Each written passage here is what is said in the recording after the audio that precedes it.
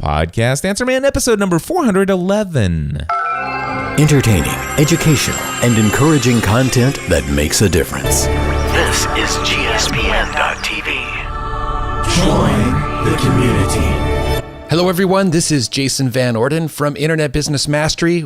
You are listening to the man who has trained more people how to podcast than anyone else in the world, Cliff Ravenscraft.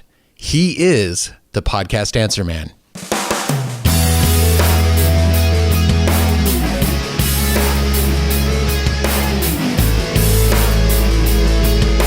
Well, hello everyone, and welcome back to another episode of the Podcast Answer Man. My name is Cliff Ravenscraft, and this, my friends, is the podcast devoted to helping you take your message, your business, and your life to the next level. That's right, my friends. It does not matter if you are brand new to this online content creating world we live in, or if you've been creating content for many years. There's something we can all do to take everything we do in life to the next level. And my friends, I am back once again with yet another pre-recorded episode for you, and that's because this particular episode of Podcast Answer Man is being recorded on June 24th. However, you guys are going to be getting this in the podcast RSS feed delivered out on Monday, July 13th, which is basically one day before I return from my trip to Europe. I've shared in the last couple of weeks here that my family and I have been on a 2-week family vacation to Europe, spending 2 days in Scotland, 6 days in London, 3 days in France, and 2 days in the Netherlands. And I could not be more excited about this opportunity and the blessings that have come our way through all of the hard work that we've done over the past several years to get to this place. And we are looking forward to having the trip of a lifetime, making memories that will last forever for our family, and experiences that, quite honestly, just many years ago I would have never dreamed possible. And so I'm super excited about that. And of course, knowing that I was going to be gone for 3 different weeks of content production, I wanted to make sure that I had some content that was going to consistently be released out to you guys in my absence.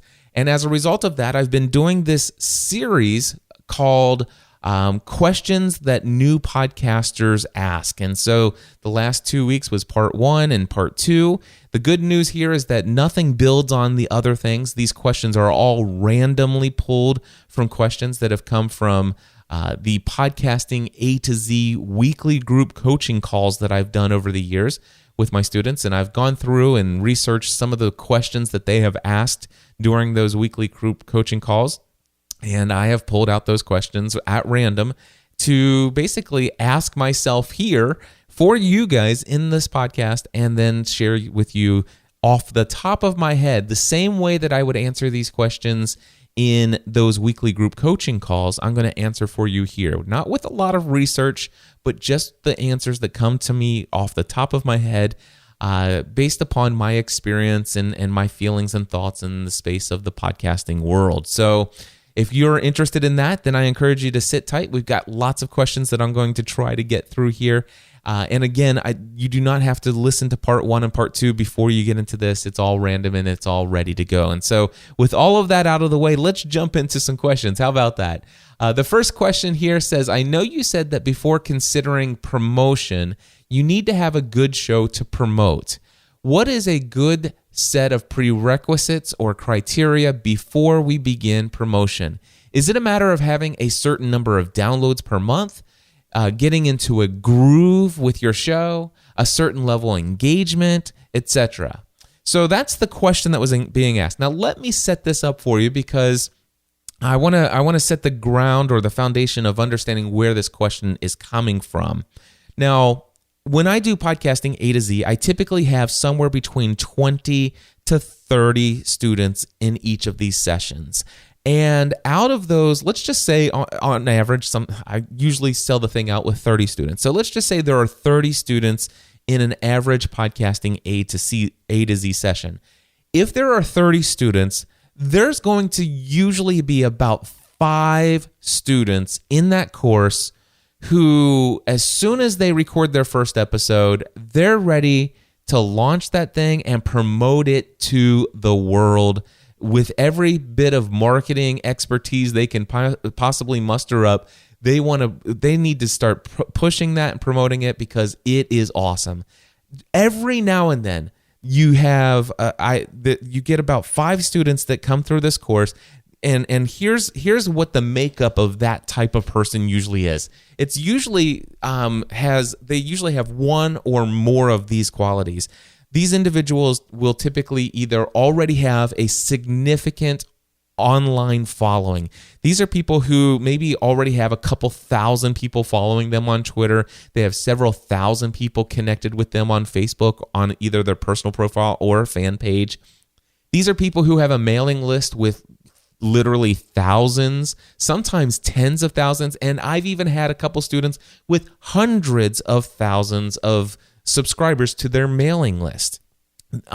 So most of these students that are ready to jump right out of the gate sometimes already have that. They already have this huge loyal fan base. And oftentimes because they have the reason that they have that loyal fan base is because they've already identified their message. They're very clear on who they are, what they have to offer to the world, their branding, they really have a good idea of what they have to offer to the world, and the world has said, hey, I want what you have to offer, and that's why they have this online following. And so oftentimes those people already are well ahead of most of my students because they've been at this for several years. This stuff never happens overnight. This stuff happens over time. I don't know anybody out of the gate that instantly grabbed an audience. Now, there could be arguments made for somebody like my friend John Lee Dumas, but John Lee Dumas didn't even do it overnight. Before he ever launched his first episode of Entrepreneur on Fire, he was a part of my podcast mastermind for an entire year. And not only that, but he was also networking and building relationships for an entire year with other people in the space. He was researching, he was plotting, he was working with a great business coach as well with Jamie Tardy. So he had so many things going for it. Even John Lee Dumas was not this overnight success that so many people think. I mean, he's certainly a success, and it happened more quickly for him than a lot of other people, but there are a lot of reasons that took place. But anyway, so somebody who already comes to me, and let me just give you an idea of somebody who fits into this category. Amy Porterfield. Amy Porterfield came to me and says, Cliff, I want to start a podcast, and everybody in our circles say that I should, work with you. And I told her at the time, I don't do any one-on-one, but trust me, if you go through my A to Z course, I don't do any one-on-one outside of my A to Z course. But if you take my A to Z course, there's a lot of self-help in there, but I'm going to be walking you through the process. I'm going to be there every step of the way, and I'll do everything I can to make sure that you have a successful launch of your show. And so she signed up for it. Now, Amy Porterfield was already well known as an expert in the field of Facebook marketing, online marketing, building your email list. Amy Porterfield used to work with Tony Robbins. She's very connected, had a wonderful network. She's already been connected with some great folks online who have given a ton of exposure to her brand and her business and her online courses. She'd already been able to be in a place where she's helped literally thousands of people succeed in big ways with Facebook marketing. And so she already had this community. And not only that, but here's another quality that oftentimes comes along with people who are just jumping right out of the gate. Amy Porterfield has already done several online webinars, online courses. So she's already used to speaking to an audience that is virtual. She's already used to communicating to people who are on the other side of a computer screen, listening to her voice, but she doesn't see them. So she's already developed her voice in that way. She's already been a public speaker, so she already knows how to communicate well, and she's had a lot of practice in that. So you see that there are all of these different key ingredients that some of these people, like an Amy Porterfield, might have, where when she comes through my course, she just needs the technical know-how of what equipment do I need, and what microphone, and how do I hook all these things up, and what cables go where, and what software, and how do I use the software to edit, and how do I set up my RSS feed. You give somebody like an Amy Porterfield all of that information, and then she sits down and she uses all of her experience of communication, all of her experience of planning out webinars and digital products and all these other things that she's already done. And she plans out that first episode, and she hits the record button, and she begins talking in her very first episode. And most people would never guess in a million years this is the first time she's ever recorded a podcast episode, and boom, it's great. On a scale of 1 to 10, she's hitting a solid 10, and she's ready to go. The world is waiting for this. She, in fact, already has an online loyal following of people that have been following her brand for years, and we're so excited and anticipating the launch of her first ever podcast, and boom, she's ready to promote to the world. Now, every now and then, every single session of Podcasting A to Z, I usually have somewhere about 5 students who fit that profile. That means that out of a course with 30 students, that means I have 25 students who aren't necessarily ready to who don't launch a show where the quality of the production on the first episode is a 10 out of 10.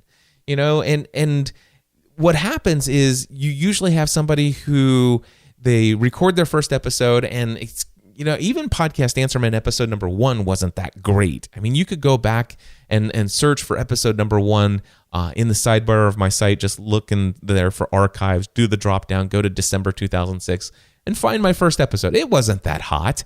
Certainly not what the quality is today that I have. But even then, I had already been podcasting for a year, and Podcast Answer Man, I believe, was my 4th podcast that I had launched. So even then I had a year at it, and that episode wasn't that perfect. It wasn't that great. Certainly could be improved quite a bit, but here's the deal. A majority of students, when they launch their podcast, it's kind of like, hi, everybody.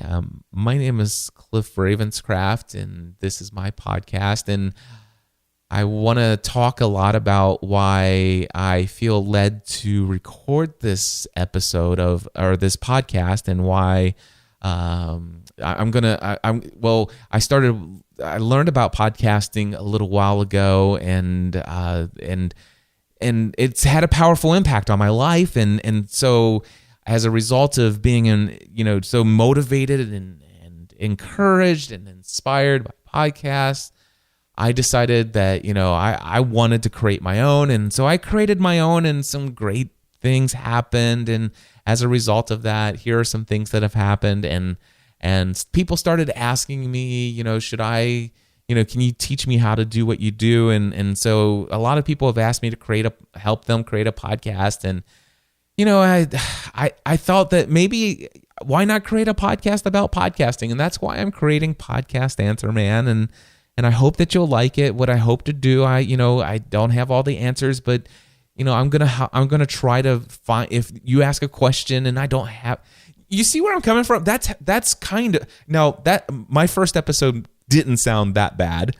but if Podcast Answer Man, this podcast was my very first podcast, and I had never recorded a podcast before, what I just sounded like would have actually been what my first episode sounds like. And out of the 30 students that I have in Podcasting A to Z, I will tell you that about 10 to 15 of my students will have episodes. Their first episode will sound very much like I was just doing there.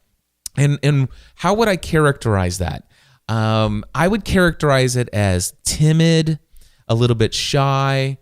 I wouldn't say downright lack of confidence, but it doesn't exude confidence. I would say that it sounds to me like they're a little bit unsure about the direction of their show and the future of it.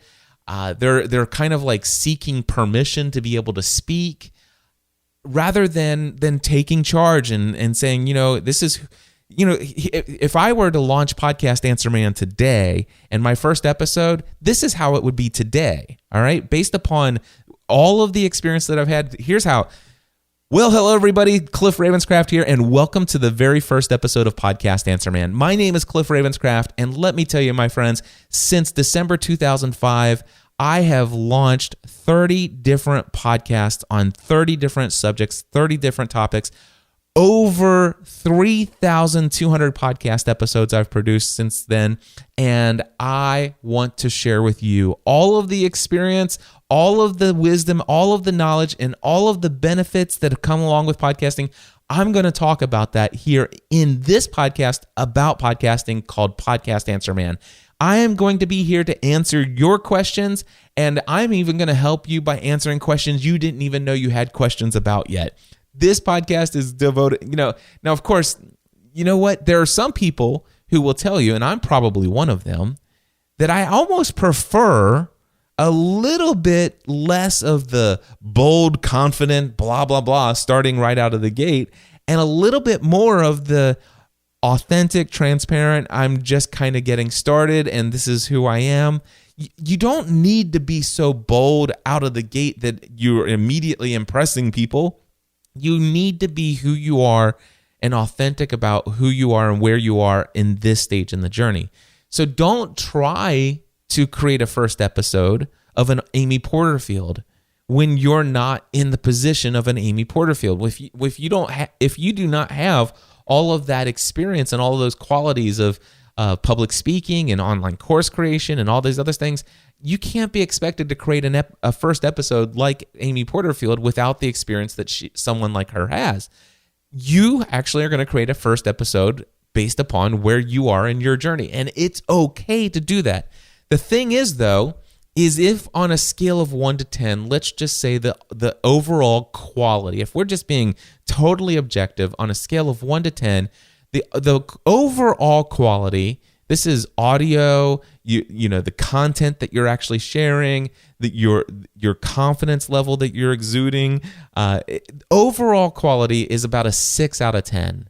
The reality is that 6 out of 10, okay, you could probably start promoting that lightly and know that you're going to get better with every new episode. You know, and so hopefully by the time you get to episode number 10 or 12 or 13, hopefully your overall quality's jumped up to about a 7. You know, you really want to try to get up to about a 7 or an 8 as soon as possible. And it may be a long time before you get up to a 9 or a 10. And oftentimes I'm talking about a 9 and 10 that somebody else would rate you, because you're always going to rate yourself more critically than anybody else. I honestly, what are we on, episode 311 of Podcast Answer Man, I would say that I've probably produced about 4 or 5 episodes that I would give myself a rating of 10 out of 10. I've done a couple. And I would say on average, I hit about an 8 or a 9 on average. And to be honest with you, this year, because I have been so intentionally distracted by my own pursuit of health and fitness, where I've actually made the decision to kind of, put my business as a priority lower than my family and my fitness and health in an extreme way, in an opposite extreme than what I had done in previous years. Because of that intentional distraction, I will tell you that this year, Podcast Answer Man, I would say that on average, I've hit about a 7 on the quality scale of a lot of previous episodes of Podcast Answer Man this year. So even I know that the quality of my show has suffered as a result of intentionally distracting myself with other more higher priority things. More higher priority things? Yeah, I think that doesn't work out. But anyway, you get the idea. So the thing is, though, there are a lot of people who are creating brand new podcasts, and their overall quality might not even be hitting a 6. It might be hitting a 4 or even a 3. And that's not saying you're terrible. And by the way, somebody who is a quality of a 4 or a 3 recording their first episode in a podcasting A to Z course is literally, and I'm not just saying this, it's 100 times better than the first episodes of podcasts that were recorded back when podcasting first got started, back in 2004, 2005, 2006, and sometimes even in 2007. People's first episodes were absolutely atrocious because nobody knew anything about anything. It was just, we were all pioneers in this space. How do we record? What software? What's a bit rate? What's a sample rate? Nobody knows any of that stuff. And today, at least the students in my course, have some basic knowledge of equipment and audio recording, production, and all these other things that help set them up far above and beyond the rest. And so, but still overall quality, not just looking at their audio quality and stuff, but just the preparation. Are they sure about who they are? Are they sure about their branding? Are they crystal clear on what their message is and what they're offering to the world? Do they really feel confident in their message? Most students don't. And so what happens is, I always say, rather than, a lot of people have been trained and have heard, before they started their podcasting journey to launch their own show, they've been listening to a lot of other podcasts about podcasting. They've been watching a lot of people out there, and they've been trained that, man, you got to hit that new and noteworthy. You only get so much time to make a big splash, and you want to take advantage of it, and you want to do this. You want to record so many episodes so you get more downloads. That's going to get you higher, and the higher you're ranked, the more people see you. The more people see you, the more downloads you get, and it's just this cycle, and that's how you build upon all of this stuff. And that's what 90% of my students who sign up for A to Z want to do. They want to hit new and noteworthy with 5 to 7 episodes. They want to start promoting it and get out there. And the reality is, and this is what I say in my course, and this is what prompted this question, is they don't have a show that's worthy. They have a show that's new, but unfortunately, they don't have a show that is yet what I would describe as notable. It's not yet at a place where it stands out and people are going to like, wow, I am so glad this show exists. And I'm not saying you. I think you understand what I'm saying. I don't need to continue on. You guys have seen those episodes, right? You know what I'm talking about.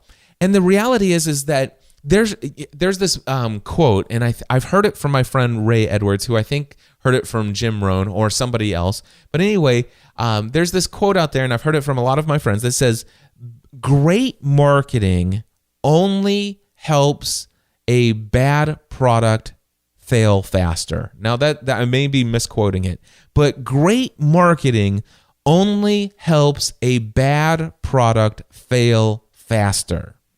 And so the reality is there are a lot of shows, even coming right out of Podcasting A to Z, where sure, they have successfully launched their first episode.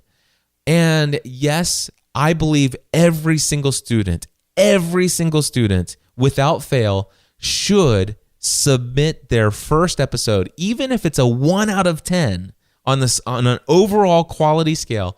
I believe every single student should take that very first episode and publish it to iTunes and put it out there so that the world does have access to it. But the reality is that for the most cases, build it and they will come isn't how it works. So they're going to launch their show out there, and sure, there might be a couple people after it shows up in the search directory that find it as a search result and download it. Is it going to show up in new and noteworthy? Yes, just by the fact that it's new and it's noteworthy. How high it ranks depends on what category you're in and what the competition is in the new and noteworthy category, and how many downloads you get, and there's some little encounters that you have with how many 5-star ratings or written reviews you have and stuff like that, how much engagement is happening on that content, and that gets you higher up in new and noteworthy. And so there's a possibility that you may show up in new and noteworthy, and even with your, let's just say an overall quality of a 4 out of 10, your show is in new and noteworthy. Some people might be checking it out, but they're checking it out, and because it's just not quite yet hitting the mark, let's just say you might actually get 100 people who test out the episode, and you may retain 5 or 10 of those 100 people, all right, as subscribers. They're like, yeah, this is cool. I'm so glad. I'm so hyper interested in this topic. This sounds like a great topic. I know this is the first episode of this person's show. I've been around podcasting to know that, man, if this person really does stick with it and they're consistent, I know that the quality of the show is going to improve, and I'm gonna go ahead and subscribe now and be on the ground floor of this growing community that I know and trust is going to happen out of the show. You might actually get a couple of people like that, And that's wonderful. And of the other 100 people who test out your show, you may actually find that those people test out your show and they're like, I'm moving on. It sounds like a great topic. Sounds like this person knows what they're talking about, but that's not necessarily the quality I'm going for. I'm looking for something better. And so they move on. It's not necessarily notable to them. And so, you could go out there and you could start marketing it, and you could put 7 episodes in and try to get all your friends to download it and get it to bump up. And the reality is that the percentage of people who listen to your show and actually you retain them as a subscriber, even if they're your target audience, is really low. And so what I say is, I got this quote from John Acuff, and this quote is, embrace your invisibility. This is a time where you can embrace your invisibility. This is actually your time to make all the mistakes without the entire world watching. Now, the reality is the entire world does have the ability to watch you make these mistakes if they know about you. The entire world does have access to this feed because, like I said, after your first episode, put it out there so that it is accessible by anyone. But at this point, I would not suggest that you promote it to everyone. I would not at this point suggest that you promote it heavily to your target audience. I would instead encourage you to promote it to your closest friends and people that are in your network that can give you some great, honest feedback. You might potentially pick up a couple new subscribers just by the fact that you're in iTunes and they're searching for it, and you might get some feedback from some folks. Some of it will be very constructive and helpful and encouraging in their response. Some of it might be negative and critical, and you have to learn how to grow some thicker skin as a result of that feedback. And some of that will be helpful to you, and some of it won't be helpful to you. But you'll need to navigate through that stuff as well. If this is your first time into this online world, it can get a little scary, and there's some stuff you have to navigate and work through. And that's why I think it's okay to have slow, measured growth. So basically, there are several students who I believe, sure, by all means, do everything you can. You've just put your first episode out there. Now go and publish this thing and promote it like crazy. However, for a majority of students, I think that, the promotional efforts, once there comes a time when you need to kind of just embrace that invisibility for a little bit. Get your feet firmly planted on a foundation where you feel solid, you feel confident, and then that's when you start reaching out to your target audience, and that's when you start networking with other people in your industry and in your niche, and you start doing all the things to market your show. Which, by the way, if you go to, I think it's podcastanswerman.com/growing-your-audience. And that will take you over to episode 254 of Podcast Answer Man. And that entire episode is all about how to grow your audience and market your podcasts. All right. So if you want to hear more about that, go over to podcastanswerman.com/growing-your-audience, or just go to my website and do a search and find episode 254 of Podcast Answer Man, and that will help you learn how to market your show. So now back to this question. Now that we've set it up, I know you said before, considering promotion, you need to have a good show to promote. So what is the good set of prerequisites or criteria before promoting? And I'm going to answer each of these. Is it a matter of having a certain number of downloads per month? Absolutely not. When is it a good time to start promoting your show? Has nothing to do with how many people are downloading your show. That has nothing to do about when you start heavily marketing and promoting your show to your target audience. But the reality is the chances are, if you haven't began to heavily market and promote your show, your download numbers are probably really low, and they're not going to get to a certain level until you start really aggressively marketing and promoting your show. And so really that the number of downloads has nothing to do about when is the right time.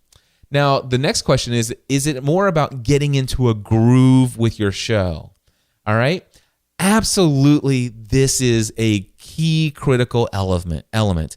getting into a groove. So like I said, when I was playing around having that fake first episode where where there's a bit of a lack of confidence and stuff like that, maybe I don't know what I have to offer to the world, but all of a sudden, let's just say I put out my first 4 or 5 episodes, and then all of a sudden I get an email or a blog comment on my show notes, or somebody left me a comment on social media or sent me a private message on Facebook.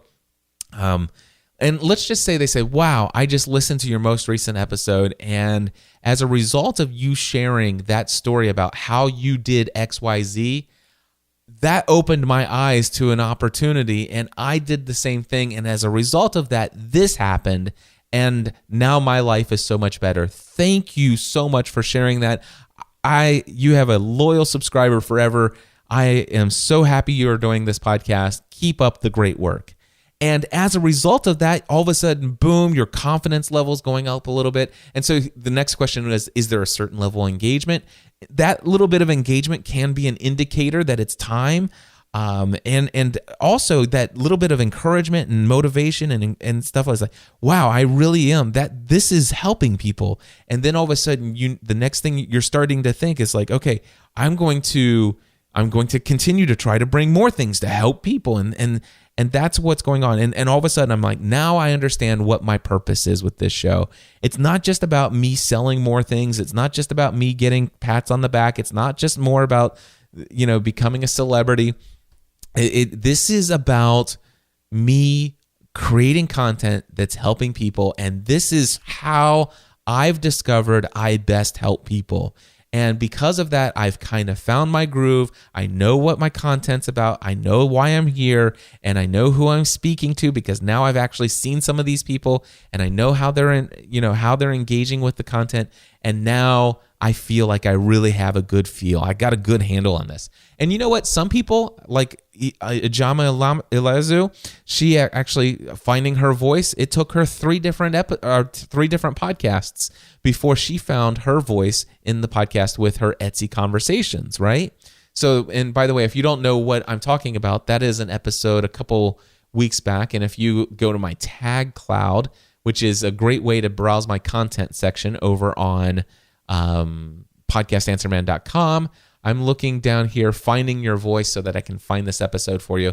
It was actually episode 394. You can go to podcastanswerman.com/394, and that will show you where an example of somebody who found their voice in a big way. Some great things, even great things beyond what I've even shared in the updates for Ijama.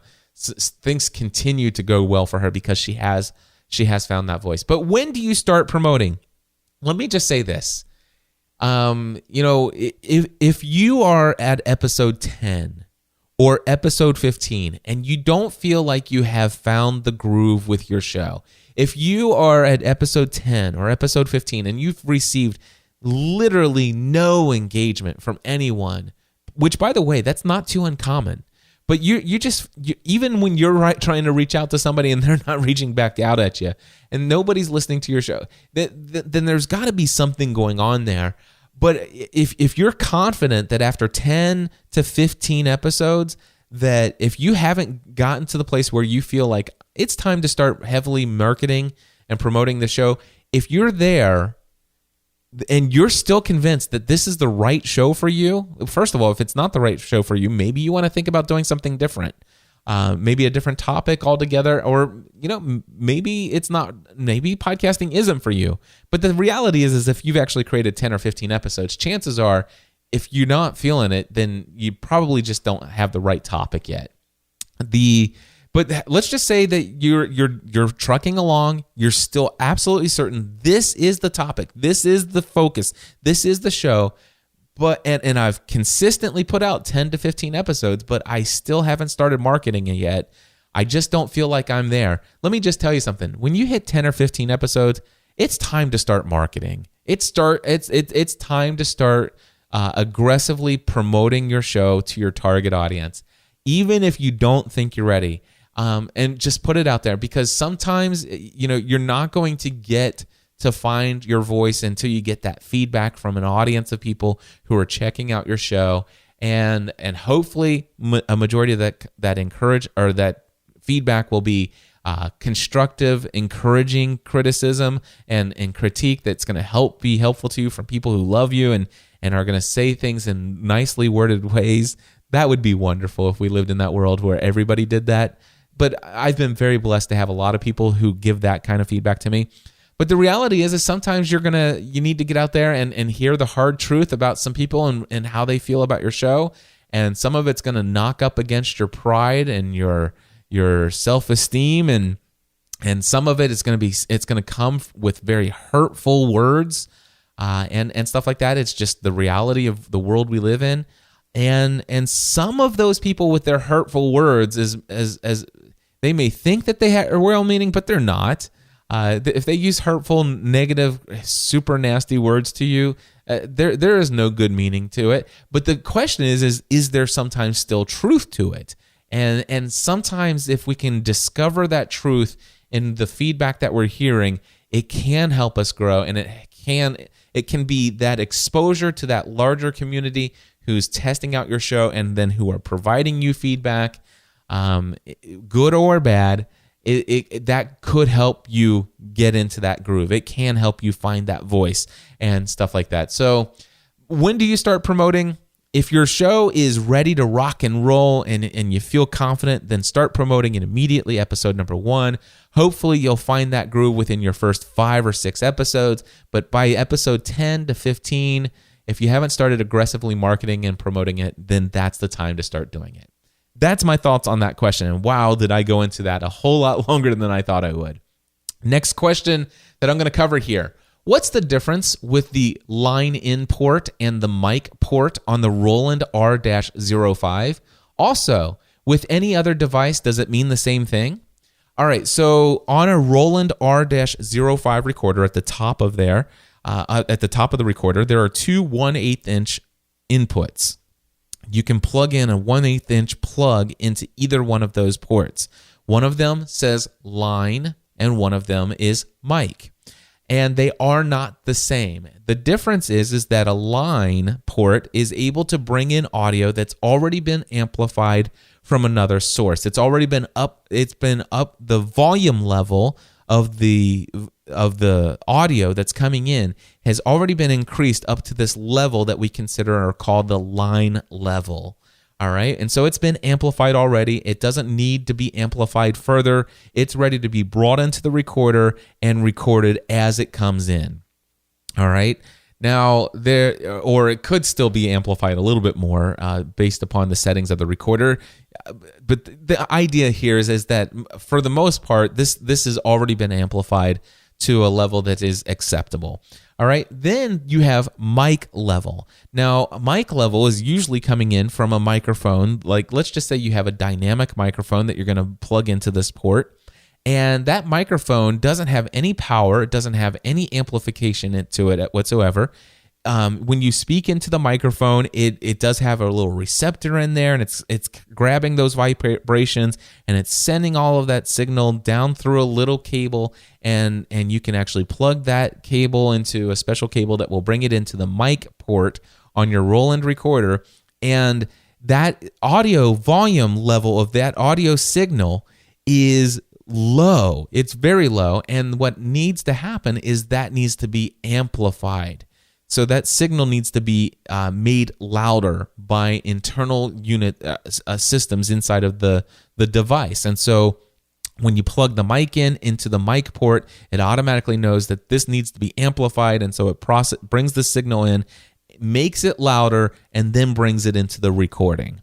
All right, and so that's the difference between mic level and line level. And yes, it is pretty much the same. So sometimes you have a computer, a lot of the old PCs or some of the new PCs probably still have this, where you have 3 different ports. You have a headphones jack, you have a line in jack, and a mic jack.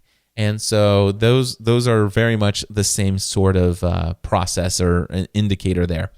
So that's what it is. And if the thing is if you're bringing audio from a mixer that's already been amplified, you want to bring that in through a cable and plug it into the line input. And really the only thing you want to plug into the mic jack is a microphone. All right, audio from coming in from a microphone. Next up, let's see here. Do you happen to have the greatest hits on your website for Podcast Answer Man? I want to listen to all 400 plus episodes, but in the meantime, a top 100 would be great. All right, so one of my students asked that in an A to Z course, and this is exactly what I had shared. First things first, go to podcastanswerman.com, and I want you to look for the sidebar of my website, and then scroll down, and the first thing you want to look for is this thing called Posts Most Often Referred To. Now, I haven't updated this in a while, and I probably should one of these days soon. But these are the links to episodes, or some of them are not episodes, some of them are blog posts. But these are the links to the content on my website that I had found myself linking people to most often. Now, there actually are a couple things on here that are a couple pieces of content that I would love to add to this list. I'm not probably going to be able to do it before I head out to Europe, so they're not going to be there. And there's probably one or two on there that I probably should unlink. And one of them, let me just tell you right now, WordPress plugins I recommend. That has changed so much since that episode has been out. There are some plugins that I still use from there, but that's one that probably should be taken off of there because that information is so old.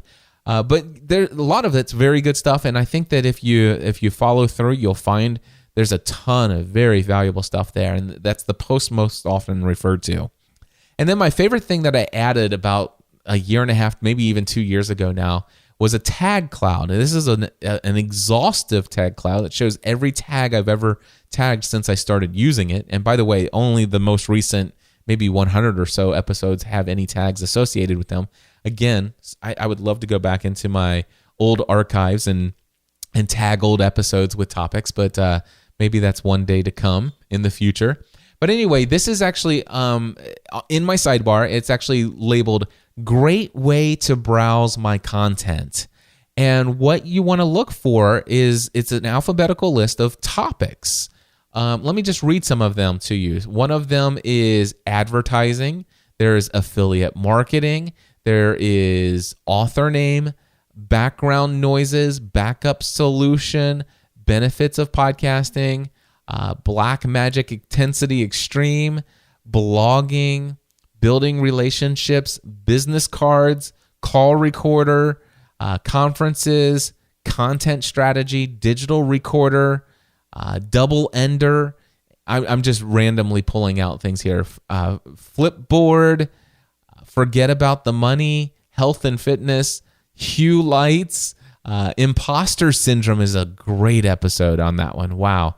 Inbox zero, income, interviews, iTunes reviews, leadership, lavalier, lav mic, lapel mic, live fire. I mean, mindset, monetization, multiple shows, negative feedback, niche audience, no mixer, no music, overcast. There's tons of topics here. And one of the things that you might be drawn to are the bigger words. The bigger the word, the more episodes are tagged with those particular topics. And so you'll see some of the recurring themes that I talk about very often in the words with bigger text or bigger font.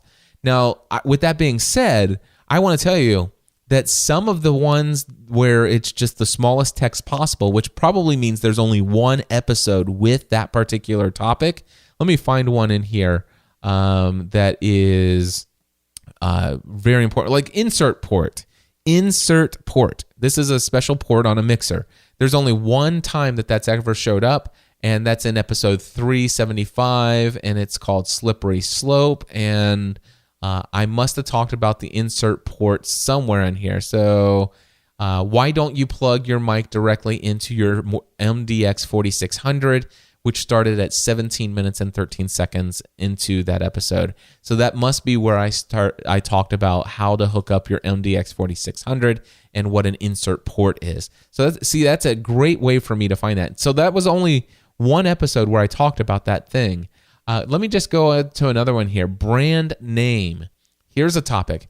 And that just leads me, there's only one episode that's tagged with brand name, but it's a very important episode, one that I actually should put in my post most often referred to, because I refer my students to this one a lot, and it's called Choosing Your Brand Name. All right? So choosing your brand name. When creating a brand for a new podcast, I've noticed a large number of people who seem to get stuck with when it comes to choosing the name of their brand and or podcast. I'm a huge fan of choosing a name that clearly communicates the essence of what your podcasting is about, even if the name of the podcast is the only thing they have to go by. However, there are a number of folks who would rather come up with a more creative approach to the naming their podcast. In this episode, I share my thoughts on this topic, hoping to encourage folks to simply make a firm decision and choose the name that they like best and then own it, love it, and evangelize it. This topic starts at 2 minutes and 50 seconds into the episode. That's episode number 335, by the way. And so this tag cloud is I believe it is a field with buried treasure, and that treasure is not too hard to dig up. And honestly, what I would do is if you have a topic that's on your mind that you're looking for information for, it's all in alphabetical order. See if there's a topic there related to what you're already looking for. And if not, I would just encourage you to start with, the letter A and read through the things. Don't pay attention to the size of the words of the font, but just go through alphabetically and see if any of those topics sound interesting to you, and then click on it to be taken to an episode where I covered that topic so much in that episode that I thought it was worthy of tagging it so people would be drawn back to that episode for that particular topic. All right? So that is the best way to browse my content and to get to the good stuff. All right. Next question here is, I had an issue with setting up my boom mic arm because the attachment is too small. Can you address this?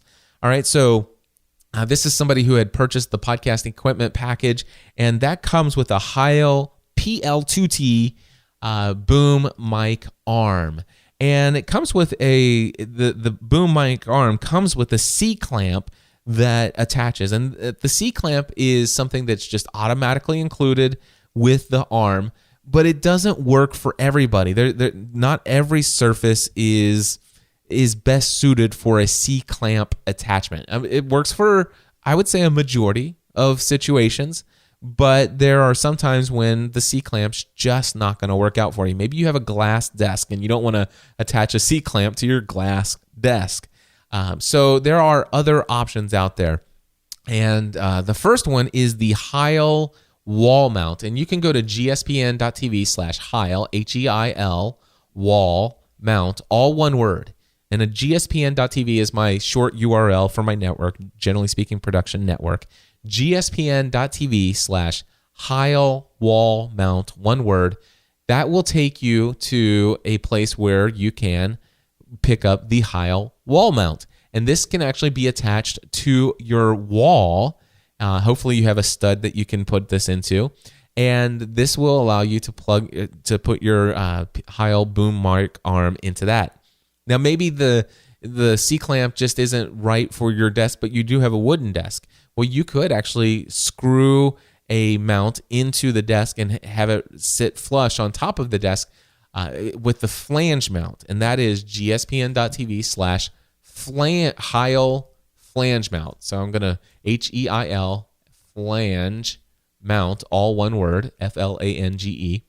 And that will show you the Heil flange mount that you can get, and that will screw into the top of the surface. Now, maybe you are building your own little nice studio and you got a IKEA desk, or you've built a custom desk like my friend Stuart Crane. Then what you could do is, if you want, you could get this. It's gspn.tv/Heil desk mount. And this is one where you'll need to go and get a special drill bit for your drill, and you drill a hole into your desk, and this sits down into it and secures really nicely and has a real fancy, almost like integrated mount inside your desk for you to plug your Heil boom mic arm down into your very nice desk. Looks great. Absolutely love it. Did that for my friend Stuart Crane, and just really happy with with that mount if you have the right setup or solution for it. But those are 3 solutions for mounting your Heil arm if a C-clamp is not necessarily in your best interest. All right? Moving on here, for tagging your MP3 files, why would anyone purchase the ID3 editing software from pa-software.com for $15 when iTunes is free? Does this ID3 editing software have some extra features / benefits that iTunes does not offer? So here's the deal. I personally use this ID3 tag editing software from pa-software.com. And it is $15. And what it allows me to do is I use a Mac computer, and I believe it's available for the PC as well. But anyway, I use a Mac computer, and I put the little icon down on my, the dock at the bottom. And it allows me to simply take an MP3 file that's sitting on my desktop, and I drag the icon from the desktop on top of the icon for the editing software, and it immediately opens up the ID3 editor. And I can instantly start typing in the name of the episode, my name as the artist, the album, podcast name as the album, the genre, and I can click to add the artwork. Instantly, I hit update, and boom, my desktop MP3 file is right where it was before, but now it is perfectly tagged with artwork and metadata. Now, to do that in iTunes, I'd actually have to open iTunes, wait for it to open, and then I have to go over and click on my music library. I then have to actually drag the MP3 file over to my music library, which creates a copy of it.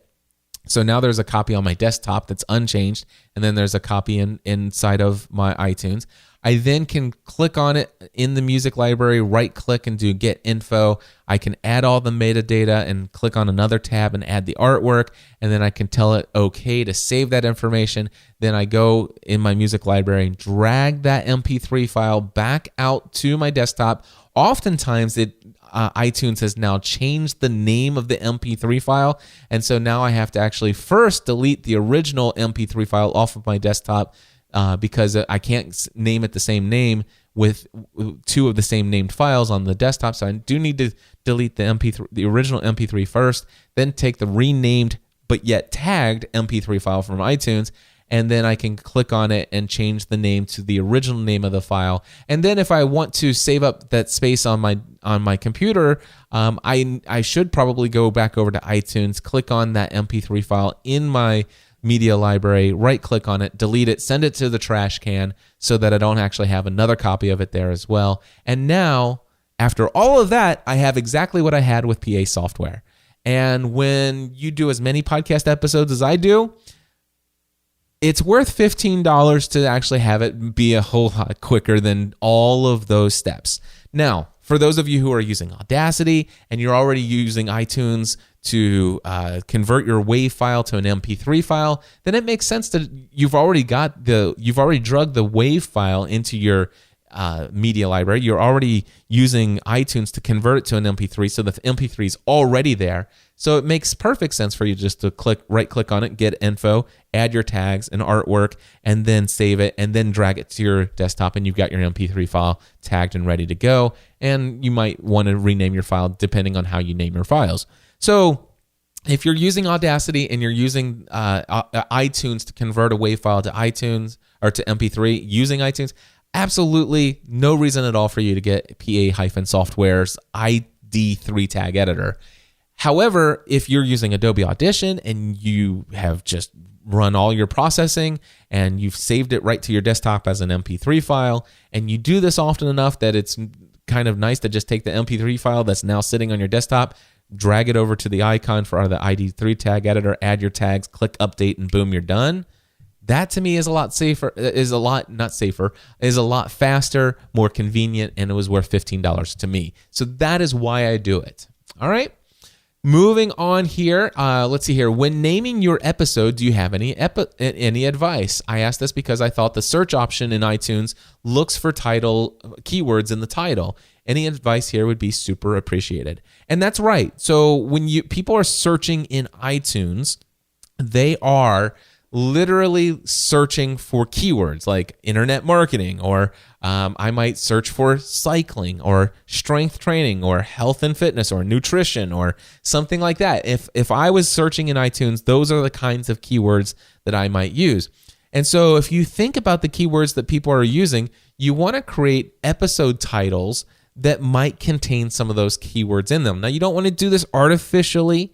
Don't try to game the system, but try to use keywords that are in your title. Of course, keywords in your show name is one way to pick up a lot of those things.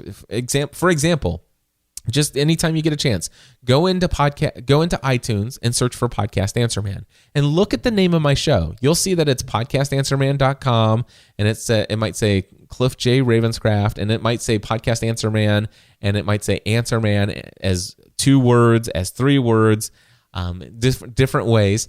And also, you'll see a couple keywords that I put there. And I did all of that just by adding extra keywords to my title of my show, the name of my show in my RSS feed. So a little tip there for you. And then when it comes to the title of my podcast episodes, when I'm creating them in WordPress, the title of my post, I try to make sure that there's something in there that might pull up in a search result in iTunes when people are searching for it. And so, yeah, definitely check that out. But yeah, so for example, I've been thinking about this. I'm now, it's Wednesday, June 24th. I've recorded episode number 409, 410, and 411 before I left. And here's the deal.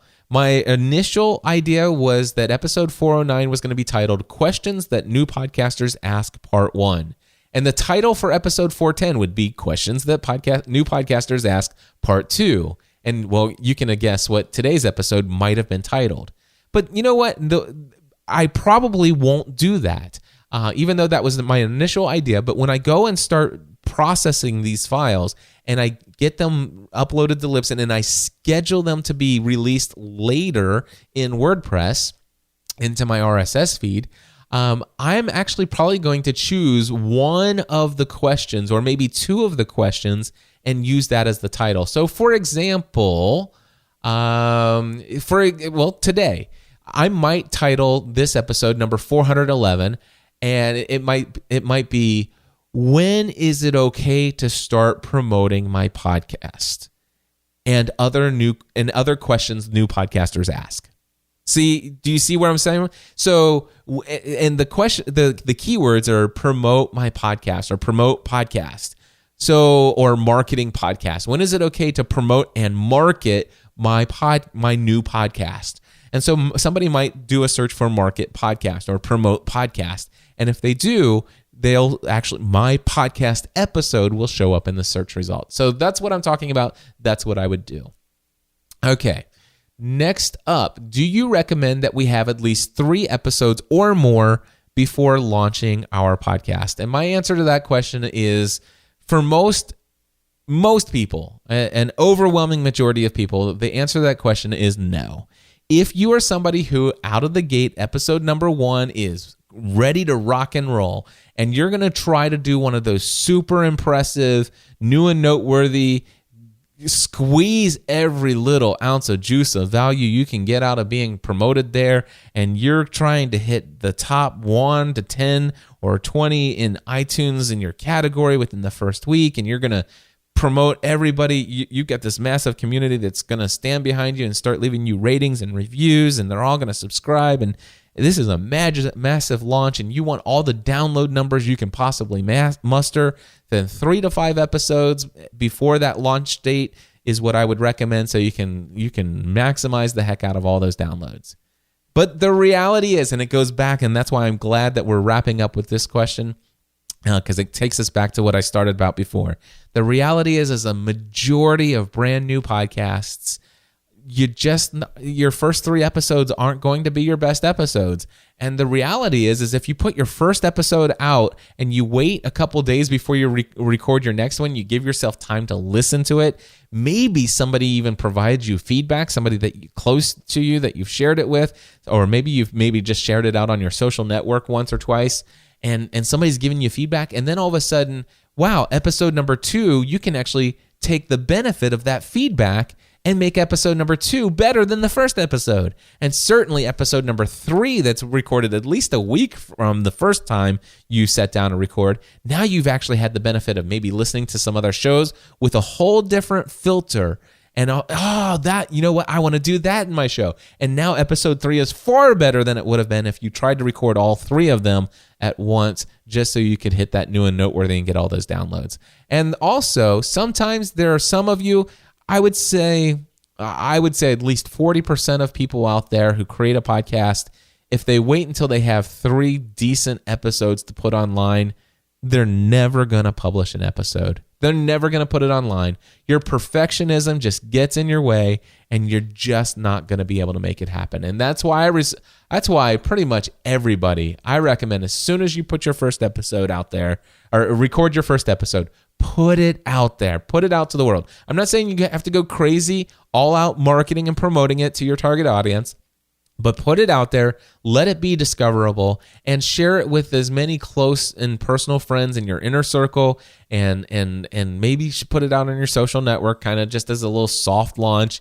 and see if anybody picks up on it, anybody bites, and solicit some advice from folks and feedback, and see what comes in, and with every new episode, try to make it better. And there's also one other little thing. You know, I've been thinking about this a lot since I've been cycling on the road quite a bit. You know, here's the deal. I am recording these podcast episodes a couple weeks in advance now, right? And one of the things that I think is very important for me to do is to take all of these episodes that I've recorded here in the last night and today that are going to be scheduled to release. I want to get all of these things ready and scheduled so that I can make sure that they're going to go out on time and be delivered to you even without any further interaction from me. Because you know what? What if I go for a ride out on my bicycle and I get hit by a truck and, you know, I'm gone? You know, the question is there anything in the content that I just shared that would be so beneficial that it helps them launch their podcast? And let's just say that you're listening to my voice today, and it's something that I had published in this episode, something I recorded in this episode and scheduled to be released and didn't hold it back for any reason. Maybe this is the episode that finally makes you make the decision to go out and launch that podcast, to put it out there, to tell the world about it. And maybe your podcast has the influence in somebody's life that maybe they decided not to commit suicide. Maybe they decided to reconnect with their spouse after a horrible separation. Maybe they've made the decision to become debt-free. Maybe they made the decision to get their eating under control and to take their health and fitness seriously. These are the kinds of things. You know, do you really want to hold that back for a couple more weeks or keeping it from being launched just because you want to get this, you know, whole new and noteworthy thing? And the reality is maybe your first episode could possibly be the only episode. How horrible and morbid is that thought, right? But the reality is I believe there's so much value, so much power in our human voice to positively impact and change the lives of other people in the world. And I say, as soon as you've recorded it, put it out there, get it out to the world. And it kills me to not release all 3 episodes back to back and just throw them into the feed. But I'm going to drip feed them, and at least I'm going to schedule them in such a way that, you know, yesterday's episode went out, and I've got the next 3 Mondays. You guys are going to get new episodes. And yes, it's on Monday instead of Thursdays. I'm trying something new. And I'll come back in a couple of weeks after I get back from Europe and tell you how I feel about it moving forward. We'll see. But that's as many questions as I'm going to get to in this episode. I hope you guys have enjoyed this little format of me going through these lists of questions that I get asked by the students who are brand new to podcasting, who have gone through my Podcasting A to Z course. And with that, before I wrap up, I want to play for you a little promo for my next session of Podcasting A to Z. Are you thinking of launching your own podcast and don't know where to start? You could have your own high-quality podcast online in just under 4 weeks, even if you have absolutely no technical knowledge about how podcasting works. Intrigued? Since 2006, Cliff Ravenscraft, the podcast answer man, has trained thousands of people on how to launch a successful podcast. Cliff has coached top-ranked podcasters such as Pat Flynn, Michael Hyatt, Michael Stelzner, Dan Miller, John Lee Dumas, and the list goes on. Podcasting A to Z is a 4-week group training course that leads you step by step through the setup of your very own podcast. Not just the technical side, but also the mindset that goes into creating a successful show as well. One thing is certain. At the end of 4 weeks, you will have experienced one of the best investments you can make in taking your message to the next level. To learn more details about the course, head to podcastinga2z.com. Podcastinga2z.com. That's right, my friends. And my next session does start on Monday, August 10th. I hope that you will consider being a part of this next session. I would love this opportunity to not only be your podcast consultant and coach, but help you with the mindset that goes along with it to take your business, if you have a business, and if you don't have a business, we'll talk about your life and how it can be taken to the next level. Anything you know about me or would love to know about my experience and how it might benefit you, I'm open to any and every single question you could possibly ask me during an entire 4-week period of time. You do have me, direct access to me during this course. And in fact, I got to tell you, I know that the promo sent you over to podcastinga2z.com. Please go to that website. And before you watch the video at the top, before you read all of the information about what the course includes, scroll to the very bottom and please do me a favor. Read the testimonials of what's written there. You will understand that this is more than any other online course you've ever participated in. I know that sounds like I'm promising a lot, but let me tell you, I am a huge believer in under-promising and over-delivering, and I would love the opportunity to do that for you. The next session, Podcasting A to Z, starts August 10th. I would love to have you join me. podcastinga2z.com. And until next time, my friends, when I will be back in the studio, home from Europe, until then, I encourage you to take everything you do to the next level. Podcast Answer Man.